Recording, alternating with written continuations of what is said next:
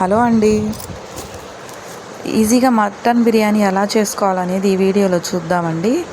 Mutton ముక్కల్ని ఈ size ముక్కల్లో కట్ చేసుకోవాలి. మీడియం సైజులో కట్ చేసుకుని బాగా వాష్ చేసుకోవాలండి.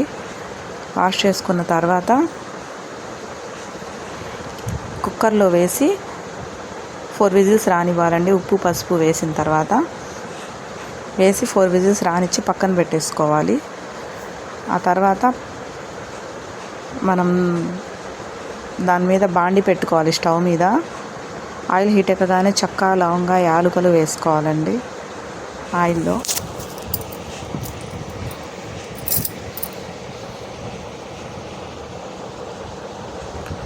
ఆ తర్వాత ఉల్లిపాయలు వేసుకోవాలి. సన్నగా కట్ చేసిన ఉల్లిపాయల్ని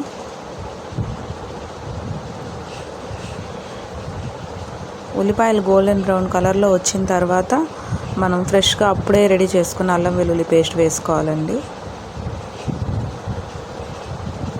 అల్లం వెల్లుల్లి పేస్ట్ స్టాక్ ఉన్నదైతే అంత టేస్ట్ రాదండి.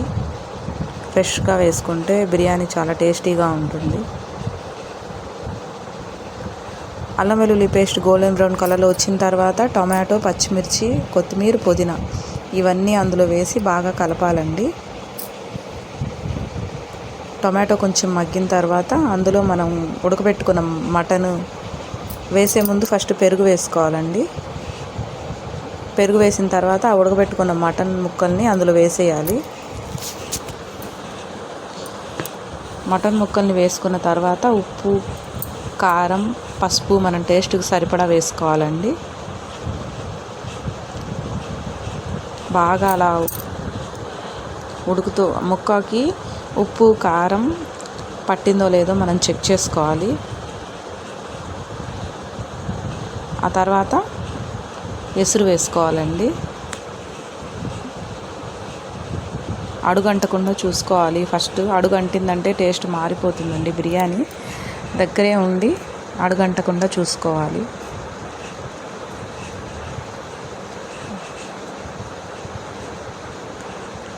ఆయిల్కి బదులు ఘీ యాడ్ చేసుకుంటే టేస్ట్ ఇంకా బాగుంటుందండి. ఎసురు వచ్చేసేసి 1కి 1.5 వేసుకోవాలండి మనం ఎసురు.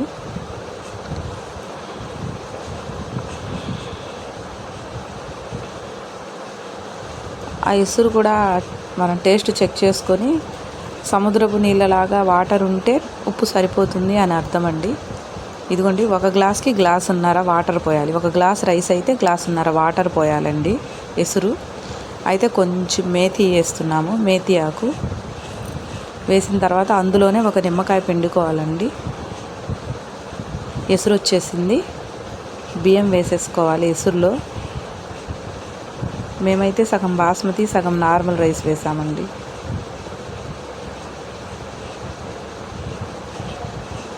బాగా కదిలిచ్చేసేయాలి.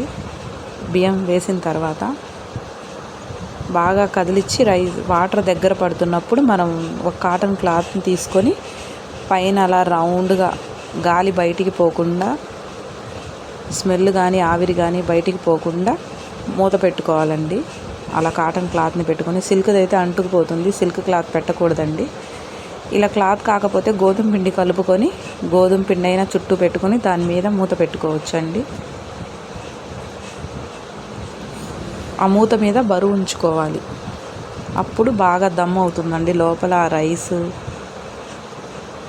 మటన్ అది మొత్తం ఆ ఫ్లేవర్ అంతా ఒకటయి టేస్ట్ అయితే సూపర్గా ఉంటుందండి. ఈ ప్రాసెస్లో వండుకోండి. చాలా ఈజీ మెథడ్ అండి ఇది. ఇదైతే చాలా ఈజీ మెథడ్. ఇంకా టేస్ట్ కూడా సూపర్గా ఉంటుందండి. చూడండి, ముక్క కూడా ఎంత బాగా ఉడికిందో.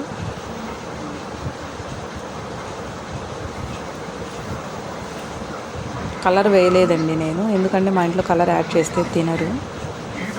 చూడండి, గరం మసాలాలు కానీ ఏమి టేస్ట్ సాల్ట్ కానీ ఏమి యాడ్ చేసుకోకుండా ఇలా హెల్తీగా మటన్ బిర్యానీ వండుకోండి. సూపర్గా ఉంటుంది.